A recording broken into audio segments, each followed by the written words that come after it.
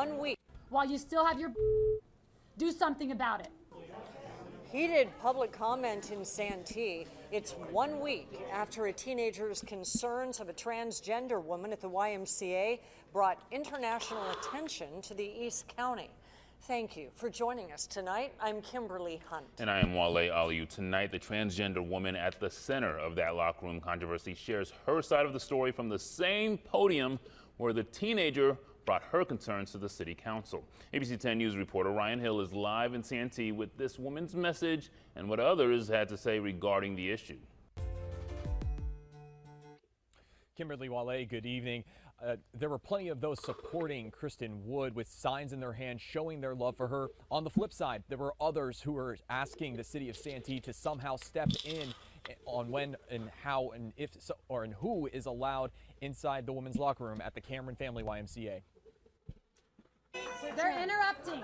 Do something about this. They're interrupting. Heated debate inside the Santee City Council chambers on Wednesday night. It appears that I inadvertently caused quite a scandal on the morning of Thursday, December 29th, 2022. Kristen Wood speaking to the Santee City Council, her story about what happened that morning. As we reported, the issue at hand stemming from a 17-year-old girl saying she saw the backside of a transgender woman in the shower. That person was Wood. She says seeing the love and support from those at the meeting is giving her energy. Honey, I don't run from lies and threats and bullies. That's just not in my DNA. After Wood shared her personal story, stating that she's fully transitioned and the impact the situation's had on the transgender community during public comment, there were some who had a different stance. If everyone can be a woman, then no one is a woman. If feelings now drive and supersede basic biology, then anything goes. We are not going to bow down to your gender ideology cult. We're not. Your fantasy land. It doesn't make it real because it's your fantasy land. So here's what needs to happen tonight. You guys, while you still have your do something about it. One of those speaking out for Wood is Dr. Bonnie Price, who's known Wood for 2 decades. So much hate. When people can get remedies for pain, we use medical science. There's joy in her. Exactly. Biology is bullshit. Others who attend the same YMCA as Wood, voicing their opinion to support compassion in the community. Dignity, equity, and respect for all citizens of Santee, and hopefully supporting safe spaces where everyone has a place to go and feel connected and supported. Santee's mayor says that he and the vice mayor have met with the YMCA and they're working with their legal team and are going to make sure that everyone in this community feels safe and valued. Reporting live here in Santee, Ryan Hill, ABC 10 News. Okay, so if I were a white person and I said I want to transition into a black person, and I'm redefining what blackness is to fit what I view it as, right? Would you consider that appropriation? I consider that dodging, and I consider that comparing apples to oranges because race and gender identity are two separate different things.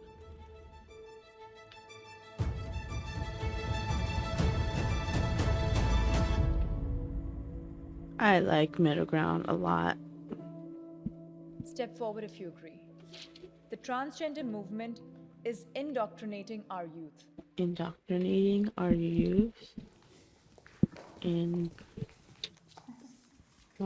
We are seeing, especially on social media, on TikTok, you're seeing a lot of people in this community really just targeting children, and you're seeing drag shows, even in conservative states like Texas, and even just media, movies, like it seems like everything seems to be targeted at these kids. You have absolutely, it drag is indoctrinating our youth for kids, and it's just really, I think, predatory in a way. And I'm not saying every trans person is doing this, but as a whole, there does seem to be a route that they're taking to get to the kids. When you hear Blue's Clues playing in the next room, problem with woke is everything is the gay parade, an illness.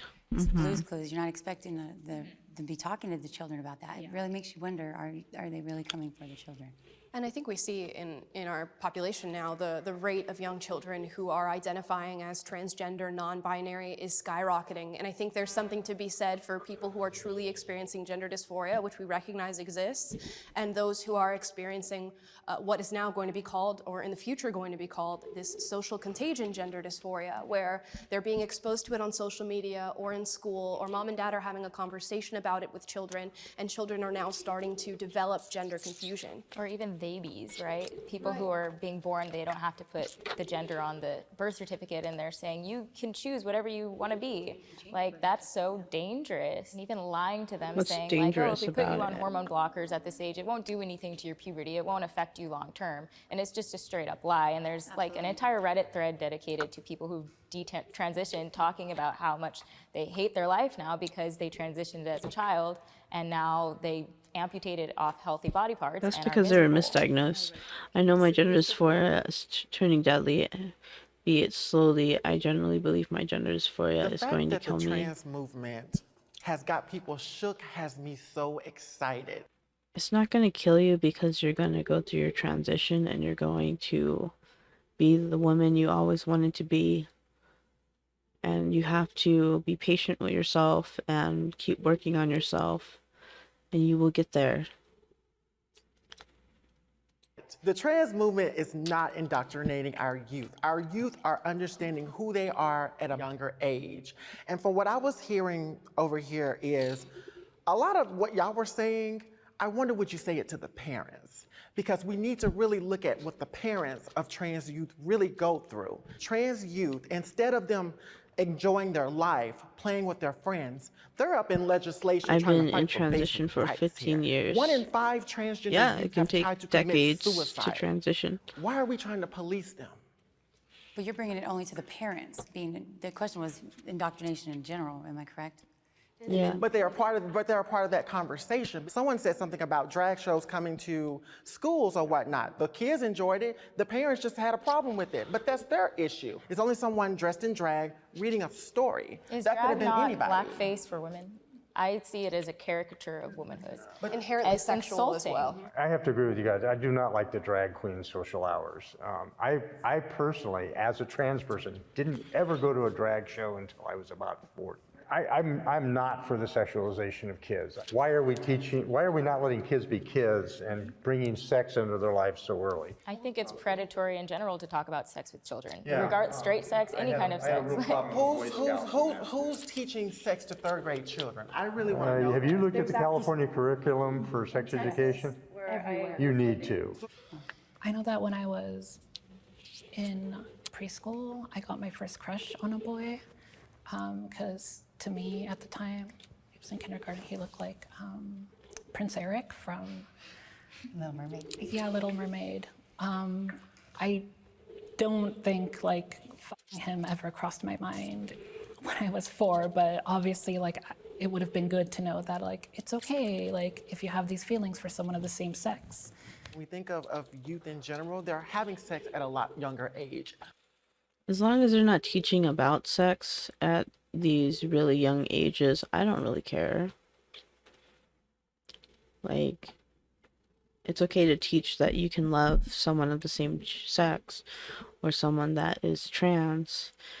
Like, it's okay to educate them about that kind of stuff, but there's no reason to talk about how to have sex at that young of an age. Whether we like it or not, let's just keep it 100% real. You don't think it's because of that? I do not think it's because of that. It starts at home with parents teaching their children, because one or two things is going to happen. Either you teach your children or the world is going to teach your kids. That's the reality of it. They are learning about it at younger ages from some adults or even their peers who learned about it from adults. That is, in definition, indoctrination. As a mother and seeing what my children are going to have to be introduced to at such a young age, like I didn't even know what a gay person was till I was like 12.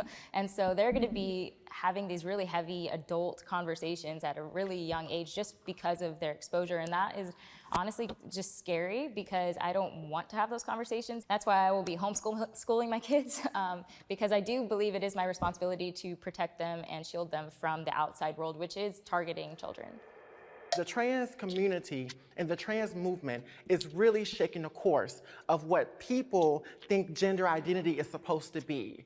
So in one sentence, you're saying that you guys are not responsible for the indoctrination that's currently happening with Absolutely children. not. And in the second sentence, you are saying we are shook by the fact that you are responsible for it. No, you are shook at the fact that the trans movement has become what it is. And a movement that influences people all over the world, and particularly children. And we see it in the fact that the number of young people identifying as transgender, non-binary, gender fluid, genderqueer is skyrocketing, which means that children are being exposed to these ideas, and it's certainly coming from institutions like the media, like Hollywood, like our public institutions and schools. So to say that that is not happening, or to deny that that is the reality, negates the numbers that we're seeing. What I would say is that the idea that there is a single transgender movement and ideology is disingenuous, and that at its core, being transgender is about separating sex from sex roles and gender roles that are compulsory. Do you think that children should be able to transition medically? No. I think No. it just really depends on each individual situation. They should be able to make the best medical decision for them. I am comfortable sharing bathrooms with the other side. I am comfortable. It doesn't bother me at all. Yes, I feel comfortable. Safe, that might be a different question, but comfortable, yes, I feel comfortable. What I think the bathroom issue opens up is an issue of predatory men taking advantage of the opening. That now they could walk into a women's bathroom or a women's locker room, as we've seen happen in instances like here in Los Angeles at We Spa. And they go into a women's space, they expose themselves to the women, and then they say, well, I'm a trans woman and you've opened up this space for me. But we cannot blame trans people for that. And Nobody's blaming you. That's the problem right here. Because again, when you walk into the bathroom, I'm not interested in knowing what you are, what you identify as. I'm trying to use the bathroom and leave out of there. What people have tried to say is that when trans women go into the bathrooms, they're being predatory, and that is not the case. That is something we do not blame on trans women. Although you were not saying that, when we talk about predatory behavior and when we talk about like the predatory cases, none of them have been trans women. So I just want to make sure, I know she's not strictly doing that, but because she said that, I think it's very important that I bring that out on the table and discuss that. We have to have the conversation, and now I'll open up the question. We know that if this legislation happens, if we move forward with this move, there are going to be men who take advantage of it. Now, I want to ask you, is your comfort as far as going to the bathroom more important than the female women that will be victimized by this? Who said female women will be victimized by this? They will, and they have. No, you're only assuming, but the reality not of it assuming. is, again, when people are going into the restroom, when people are only going into the restroom, they're only focused on doing one or two things, and that's using the restroom. Yeah. But you didn't answer the question. Is your comfort more important than the female people who could be victimized by this? Okay, so let me help her answer the question. Which one do you think I'm going to get the kicked out of me in? It wasn't the women's restroom. The issue that you're bringing up, first of all, is already violating a whole bunch of laws. Okay, if somebody's exposing themselves in a bathroom, that's a whole different environment rather than just letting trans people in. In California, it's right now 100% legal for trans people to go use the bathroom of their choice. So I don't know what law you're talking about. You're asking this question as if I would not stand up for cis women that were in the restroom, and that's not the case. Nice dodge there. But dodging. The reality of it is, one thing I'm noticing is we're reducing a lot of these particular conversations to genitalia. And it's not about genitalia, it's about safety. Yeah, her concern is the possibility of predation. And that's still a probability. It doesn't matter if trans people are using the restroom or not. Sure. But what you're concerned about is that you're maybe possibly that people feel more emboldened to put on women's clothes and go into the bathroom. But they're still violating the law all over the place if that's the purpose that they're going in for. Yeah, so I didn't step forward because, and I know in today's age this is going to sound very radical, and This is why everyone needs to but just wear I diapers, I don't right, agree. Charlotte? Everyone just needs to wear diapers, Charlotte. If everyone was just wearing diapers, then we wouldn't have this bathroom issue. Right? The whole transgender ideology. And so for me, it's encouraging something that is based in what I feel is delusion. I'm wearing my diaper And right now. So I don't think that we Actually should be feels more encouraging comfortable that today. by allowing men into women's restrooms. I think that if that's the case, that to some extent all gender is delusion. If we're looking at historically anywhere from, Ever feel like you want to midwives stand after up and closure of the smash commons in the everything in sight? 1400s, Yes. having their That's whole when I'm trade having bipolar affected, or episodes where, Brewsters having their trade affected, and now we don't think of women as, like, when I'm having a manic episode, when I'm bipolar, I feel really irritated by everything, and so I can get pretty angry and want to smash everything, but I don't. It also makes me really sad. It's usually angry and then I turn sad. And then I just want to cry about everything. So, yeah, I felt that before. Brewsters, or that creating beer is a womanly thing. These all came from social conditions. These all came, a lot of gender, regardless of biological sex, it didn't like naturally flow out of our genitals, and like it was like, we're like, this is how my genitals are, so this is like how my gender is gonna be. That didn't happen. That's not life. Like a lot of people who are either transgender or who are LGBT in general, all my friends were girls. At first, I just remember there were a lot of things where like I would kind of like come up against people telling me that that's wrong, like that whether it's something I like, something I want to do. It wasn't until kindergarten that like someone told me that I'm a boy, and I was like, oh, I don't feel comfortable going to any bathroom in this world, like in the current society we live in. And to make trans women the whipping girls of that, I think that's disingenuous, but I do think that we you like need the word systemic change disingenuous. to make ourselves safer. I don't really know anyone who doesn't feel a little bit uncomfortable going to the bathroom. And trans people are not a delusion. Let's make it very clear. We're here. We've been here for ages. We've been here since the beginning of time. We're in your history books. And I think it's very disingenuous to say that a whole identity is a delusion. I believe that you feel like women. That's not what I'm saying. I'm saying there is an objective truth, and I don't believe in his truth, her truth, their truth, my truth. Like, there is truth, and Who defined that truth? And like it's already defined, and as a Christian, I believe God is the one who set truth. But who defined that? Is the truth? Can you tell me who defined that?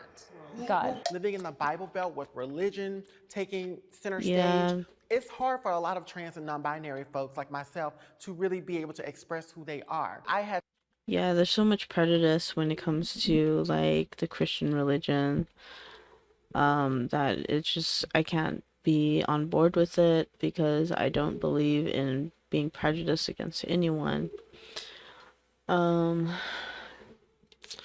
Yeah, I think we watched this already before, but I don't know. I kind of forgot some of it, so I think I'm gonna keep watching it.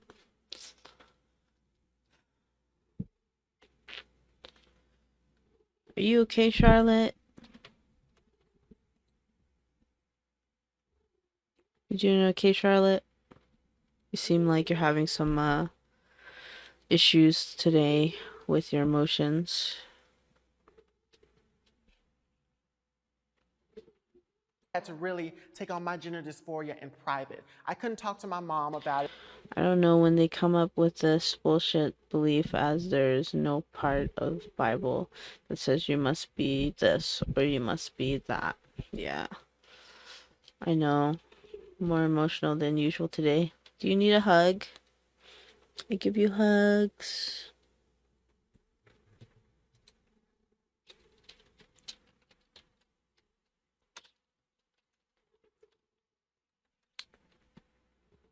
I give you hugs.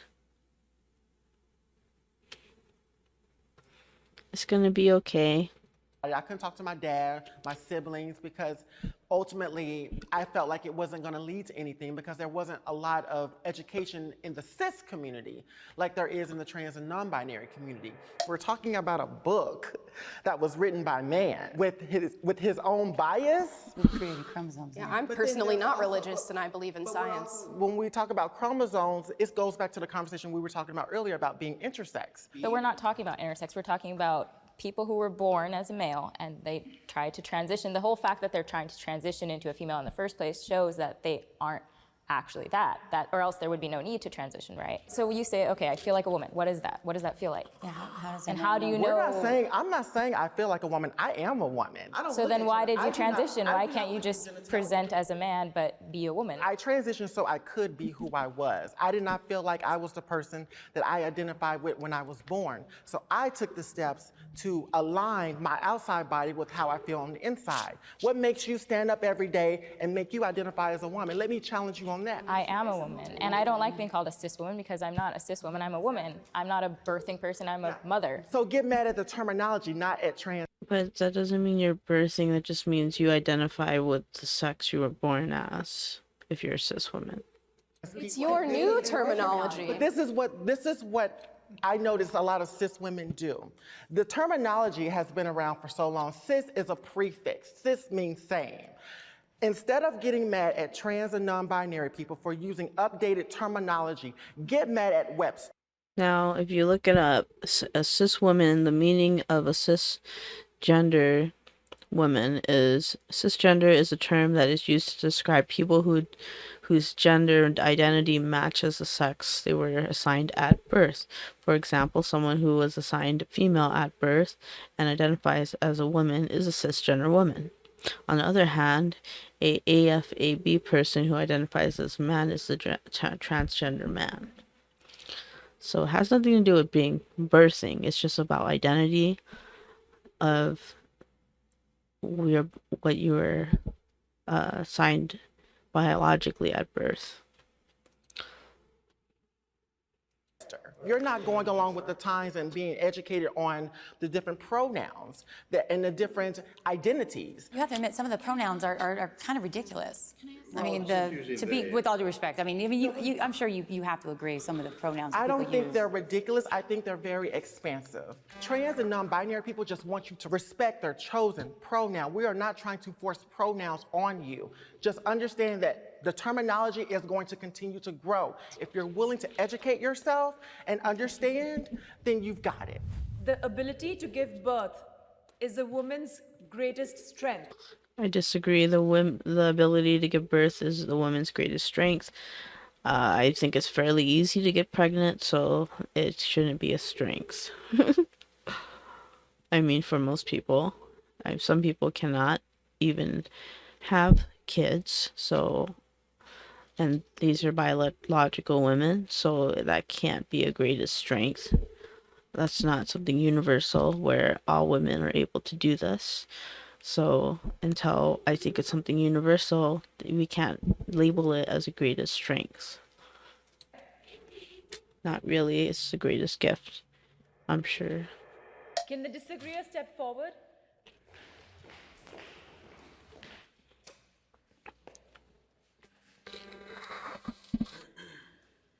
I'm not able to have children. So I'm still strong. I'm funny. I'm physically strong. I'm smart, and I have a lot of strength. I don't believe that having a baby is the greatest strength, because not all of us can. I cannot have kids due to medical issues from a medical procedure that I had when I was younger. And it's a hard subject to talk about. It doesn't mean I'm any less of a woman, but can we get another question? I'm sorry. I'm sorry. One of the things that I regret was the fact that I would never be able to do that, but I was honored in the ability to participate it from the other side. Women are amazing. They don't just deal with that, so.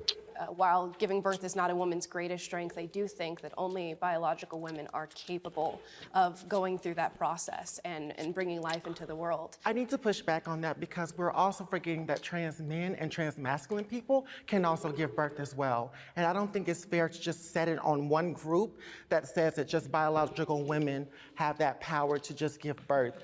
And we have to be very clear when we look at the nuances of birth.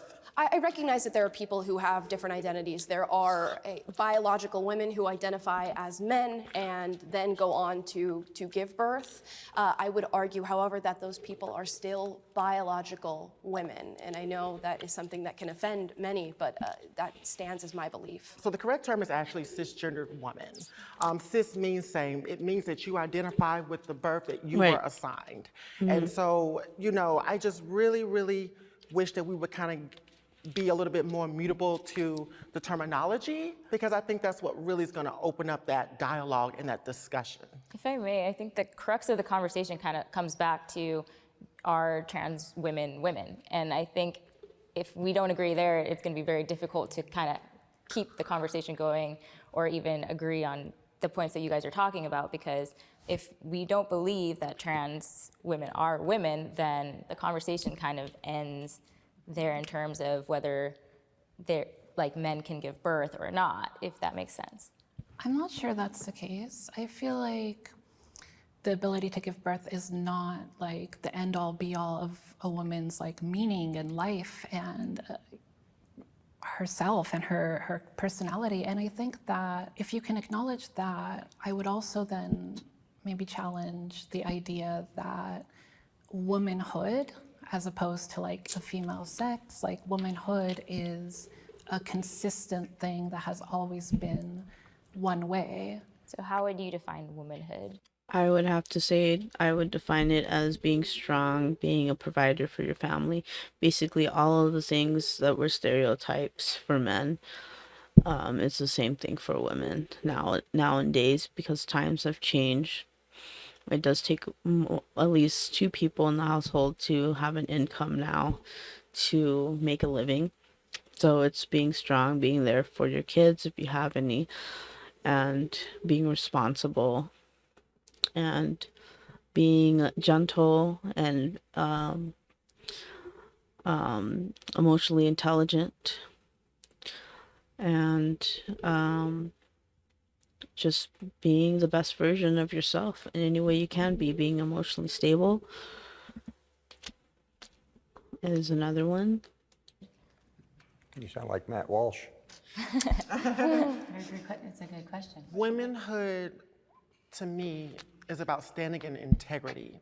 It is about being confident in who you are. And me, as a Black trans woman, should not be a threat to you. And what I see from a lot of cisgender women is they're trying to deem what womanhood is supposed to look like. I have my own. I'm supposed to go to break now. Other women up.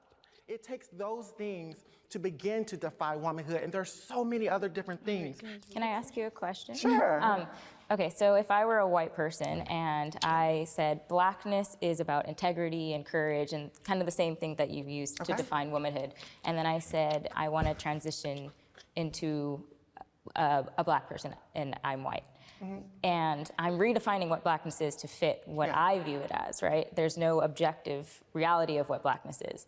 Would you consider that appropriation, or do you think that's something I should be allowed to do? I consider that dodging, and I consider that comparing apples to oranges, because race and gender identity are 2 separate different things. Because when we look at race, we have to look at many, many different structures of what whiteness and white supremacy looks like, and how white supremacy can be manipulated into other things. And what happens is the closer you are in proximity to whiteness, you're able to weaponize it against other people. It reminds me a lot of Rachel Dolezal, who, you know, masqueraded as a Black woman. It really did open up many more doors of conversations around it, but it's still wrong.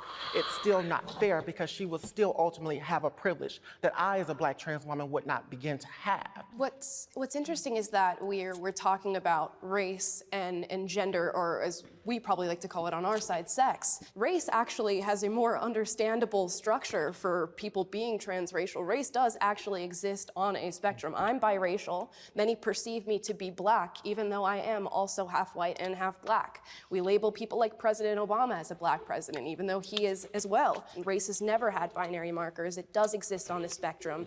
Gender, however, does have binary markers. As much as we try, as much as we change the way that we self-present, chromosomes are not going to change, and that's just a reality. All right, I'm going to bring up a little point here because you talked about the binary side of gender.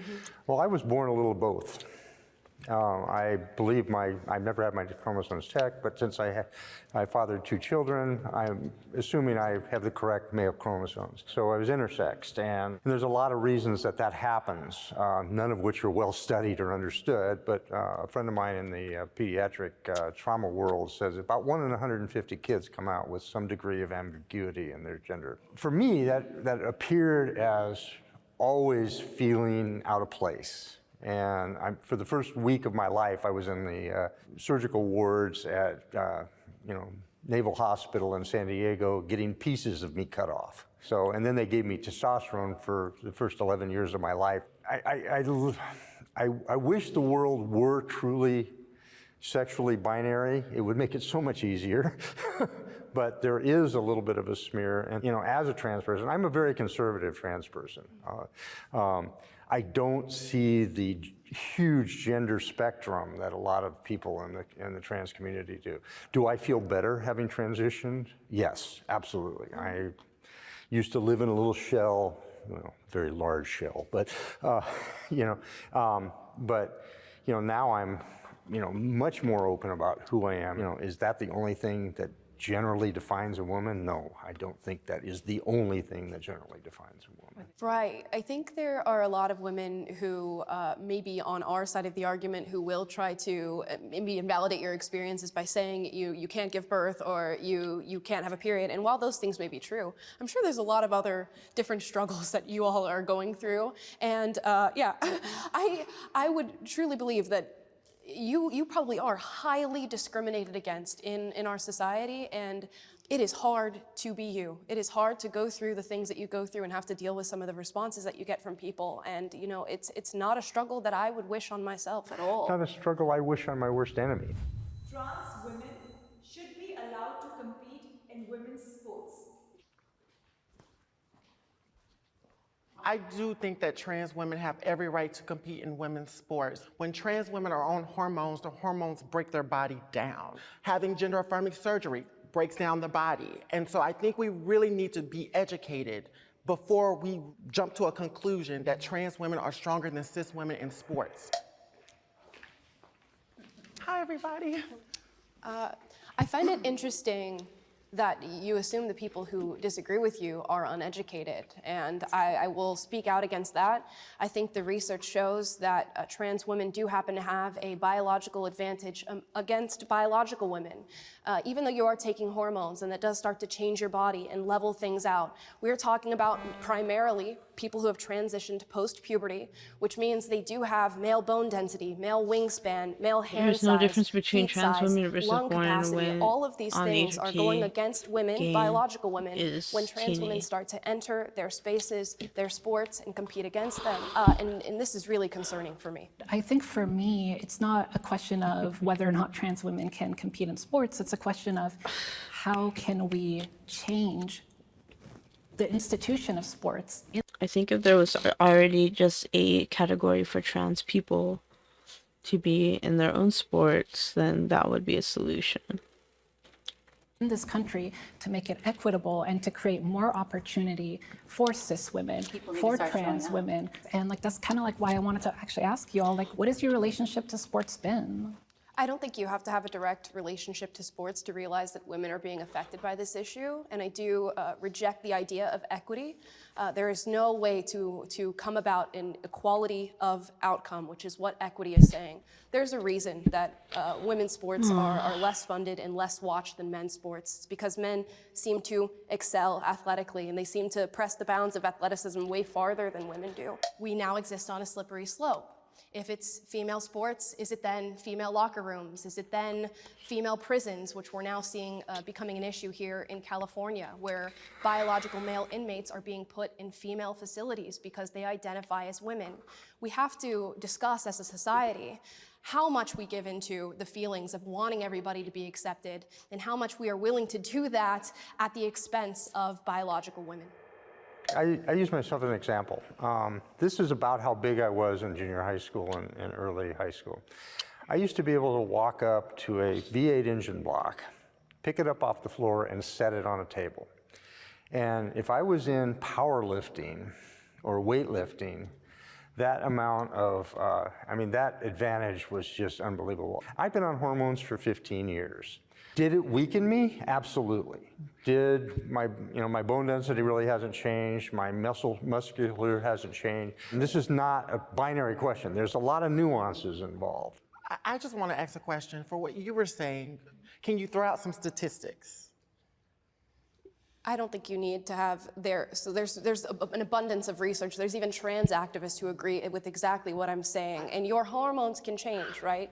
And even she just spoke to the fact that her bone density did not change in going on hormones and changing these things. And we can see it in sports as we're watching them. Leah Thomas is a great example. So if you can't throw out the statistics, we're not doing enough of the work.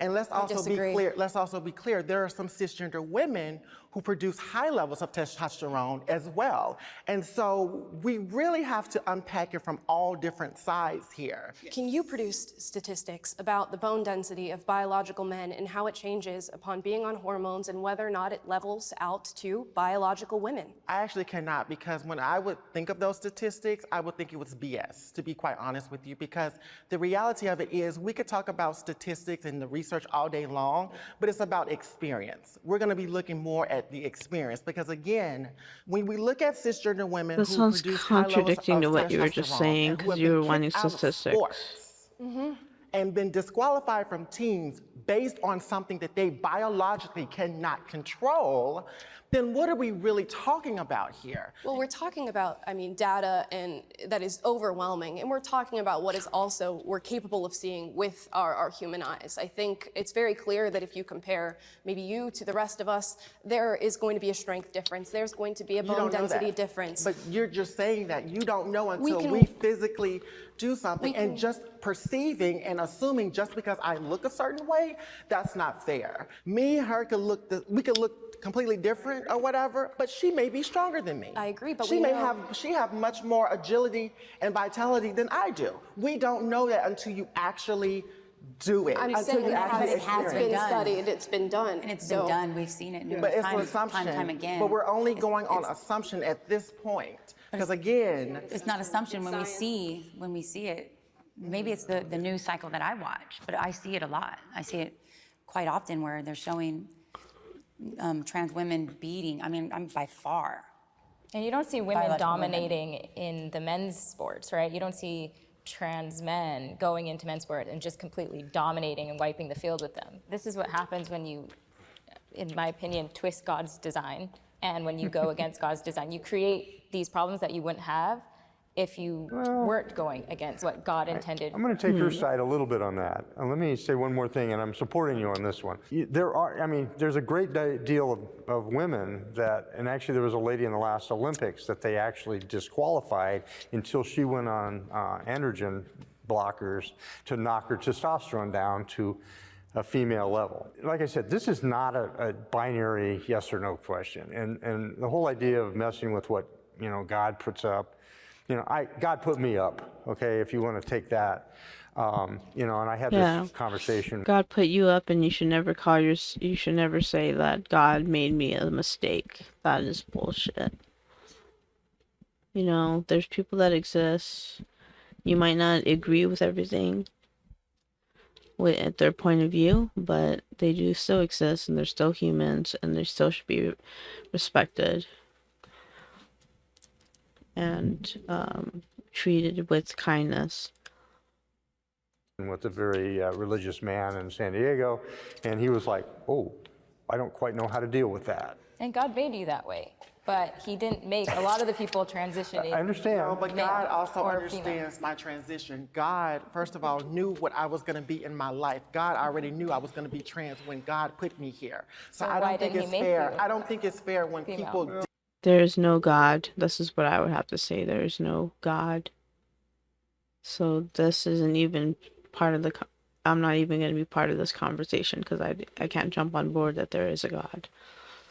Dip and dab. Your relationship with God is personal. Yes. It's sacred. Let's and keep I it don't there. think it's fair when other people dib and dab in other people's relationship with God when they don't understand what they go through. God still blesses me as a trans woman. God blesses you as a cisgendered woman. God is embodied in me as a trans person. I don't think it's fair, again, when we judge people's personal relationship with God. Gender identity, sexual orientation, none of that matters to a God that loves all. Gender dysphoria is real.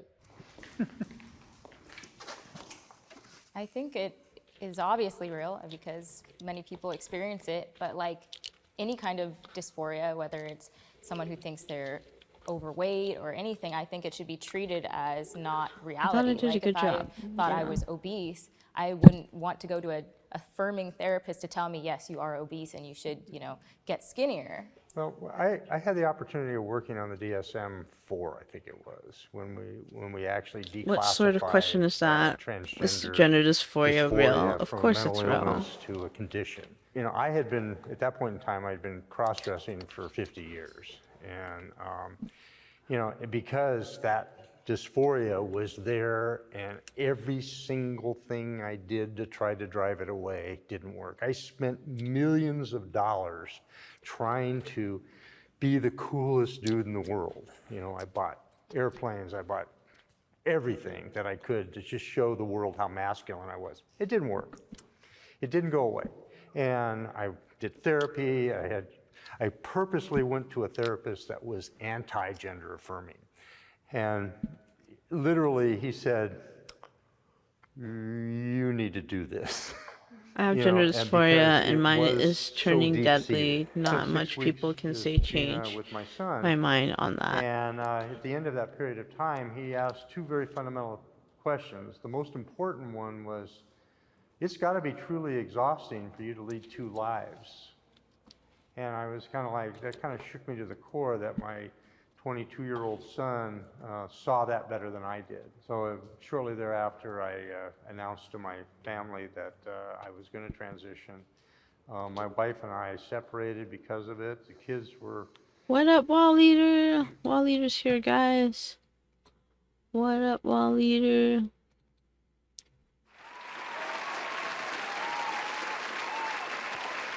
Hi, Wall Leader. Welcome in, welcome in. Thank you for being here. Let me give you some hearts.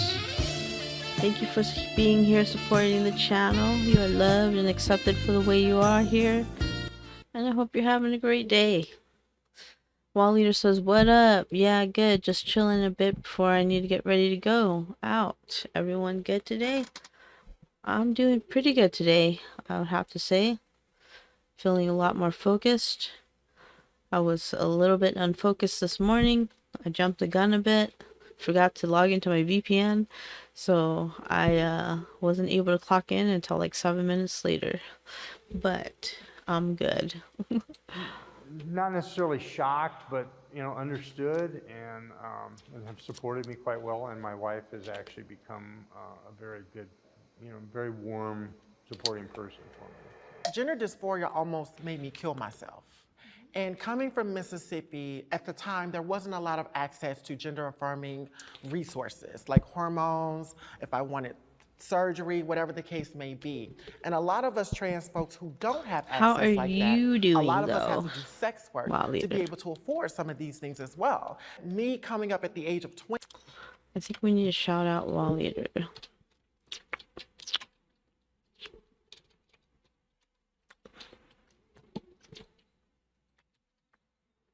Everyone go and check out Wall Leader.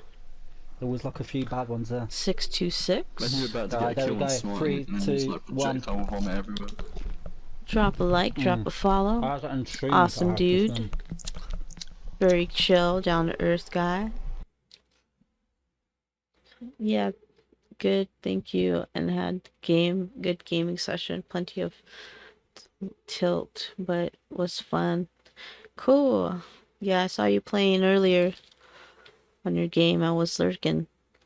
20, and I knew I had a Oops. serious gender dysphoria, I did things to my body that I should have went to a hospital to do. That is something that's very, very hard for people to understand. A lot of us commit suicide because of gender dysphoria, and so it hits our community a lot harder. I do think gender dysphoria is very much real. I think the issue that's happened, especially in the space of science and research, is that we've looked at gender dysphoria and said the only source of care that we can go through is blind gender affirmation care.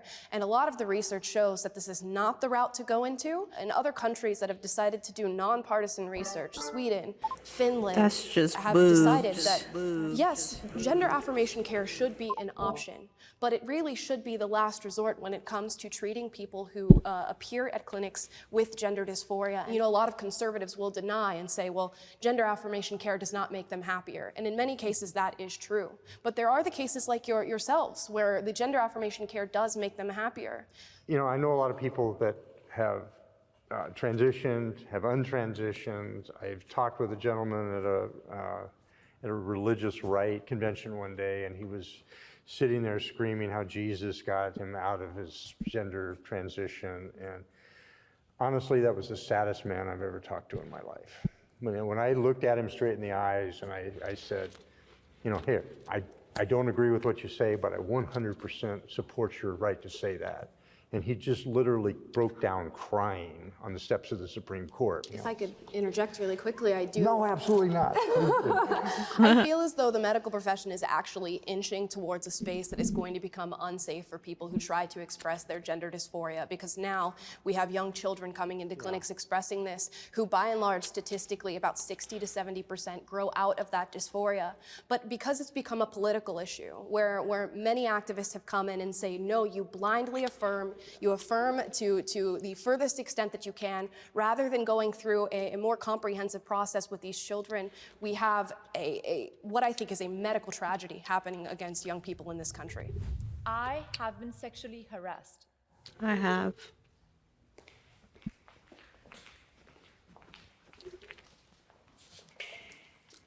Yeah, I think in our society, it's so sexualized, everyone and everything, and I think we owe a lot of that to pornography and just media, and I think the kind of acceptance that I do see more so in the LGBT community of, like, you know, sex is great and let, like, everyone talk about it and there's no shame and everyone's just blurting out, you know, the fact that we're perpetuating a culture that's, frankly, in my opinion, disgusting. So are you talking specifically about LGBT people? I'm talking more so just about this sexual An alert, revolution. need to that the start more getting sexual ready. you are, the Okay, more Wild partners Leader, you thank you have, so the much more for the open you are alert. about your sex life and everything, the more like liberated you are. What is consent? Like people are coming out of the woodwork saying, you know, I was violated, this happened to me, but they like drove home with that person, and I'm not blaming them. But I am saying those lines are being blurred because of our just flagrant disregard for any kind of like actual relationship prior to the sexual encounter.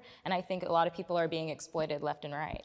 True sex positivity has been powerful. It has helped us to grow and learn about our bodies in so many ways and learn safe sex practices in so many ways. What I would blame for rape culture or for a lack of good boundaries or that kind of thing is we live in a capitalist system that has taken things like sex positivity and mangled it and repackaged it and made it a whole other thing than what it actually is. I was sexually harassed for 5 years by a woman. That does happen because I'm pretty sure it's going to be where men this, men that. It's hard coming from a man, but to me it was harder coming from a woman because it wasn't expected. Like, I understand you're going to probably touch on that about how men are more on the predatory side or the more harassing side sometimes. But I just want to let you know that it does happen with women as well. All through my life, world's biggest kid in junior high school, I basically was harassed continuously for being gender nonconforming. Back then, everybody in junior high school took showers together. I basically had a permanent welt on my bottom from people snapping towels at me because, I wasn't as well endowed as I probably should be. I had, pretty good sized boy boobs and basically was just unhappy being in sports. But, it happens everywhere. I have been sexually assaulted, and it didn't work out well for any of them. It's real. Let me just put it that way. It's absolutely real. Yeah, I think it'd be hard to find a person who hasn't been sexually harassed in some way, shape, or form, whether you are male or female. I think it's an experience that we all share because we are in somewhat of a hypersexualized society, and people love to make those comments public. I am a podcaster and I do social media for a living, so as you can imagine, the onslaught of sexual harassment is quite vast. From a very young age, I've had this recurring nightmare of something happening to me, trying to warn people, and no one believes me. When you're not believed that you're a desirable person, and I really don't think rape has anything to do with desire, but when you're not believed in that way, when trans women are experiencing trans misogyny, we're the ones who are least believed when we are sexually assaulted. And it just feels so disempowering and so terrifying when you know that you are someone who is seen as hypersexual, as inherently sexual, as inherently predatory, and yet at the same time you're seen as someone who can be isolated and sexually assaulted and not believed. I don't think there's anything inherently predatory about trans people. And I think oftentimes when we're talking from a conservative perspective, it gets misconstrued as viewing you as a threat. And I hope that that never comes off. And I think that allegations of sexual assault, regardless of who they're coming from, should be taken seriously. Yeah. No duh. I think we agreed on something. We found common ground.